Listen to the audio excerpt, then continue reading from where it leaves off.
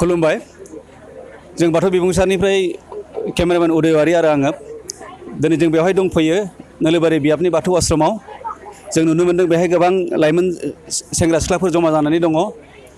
जों हायोब्ला आं उदयवारी बिथांखौ खावलायगोन जाहाथे मानसिफोरनि होंगो दोंगोखौ दिन्थियो बे समाव जोङो दिनैनि बे हाबाफारिनि सोमोन्दै जों मिथिनानै मोन्दों 24थि लाइमोन सावरायमा जथुम दा बेनि बे हाबाफारिनि सोमोन्दै जोङो मिथिनो लुबैगोन नोलोबारि बियाब बाथौ लाइमोन गौथुमनि बोसोनगिरि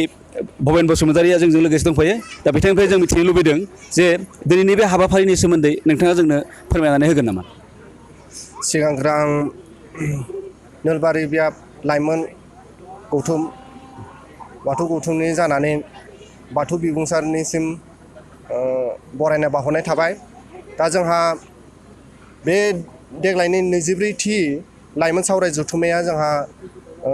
हाबाफारि बायदियै केलेन्डार बायदियै जोंहा माबा दैफांखुथियाव जानो गोनां दङमोन दा बेयो दैफांखुथिनि बानजायनायावनो जों बिथांमोननि गामियावहा दा लकडाउननि थाखाय जों बे बाथौ आश्रमावनो बिथांमोननि बानजायनायाव खुंनाय जाबाय आरो 24थि लाइमोन सावराय जथुम्माखौ दा बेवहा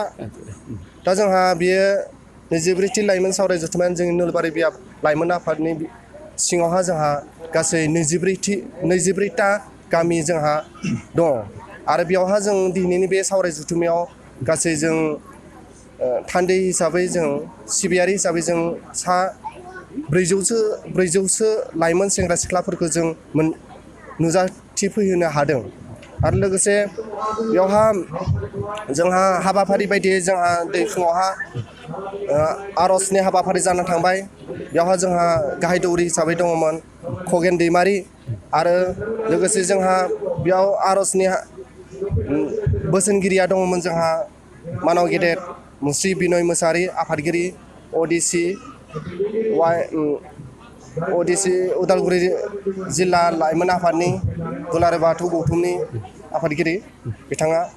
आयदा होखानाय दङ जोंहा गोग्गो बाथौआरि लाइमोन आखु दानाय बिनि सायाव बिथाङा गुवारैनो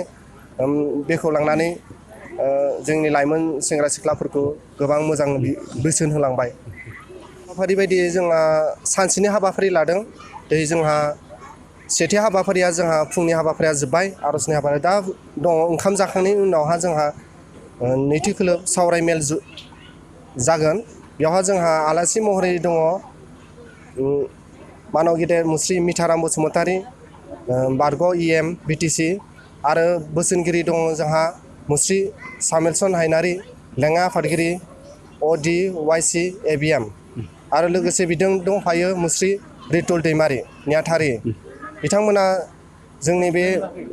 दोहैनि आयदाखौनो जोंहा बिनि सायावनो सावरायनाय जागोन गोग्गो बाथौआरि लाइमोन आखु दानाय जाहाथे जोंनि बाथौआरि लाइमोनफ्रा माबोरै जानांगौ माबोरै दा गोनोखो मुगायाव माबोरै जेनेबा गावसोरनि आखुखौ माबोरै दानांगौ बेखौ जोंहा बेवहाय मोजाङै फोरोंनाय जागोन आरो लोगोसे जोंहा नोंथांमोना दा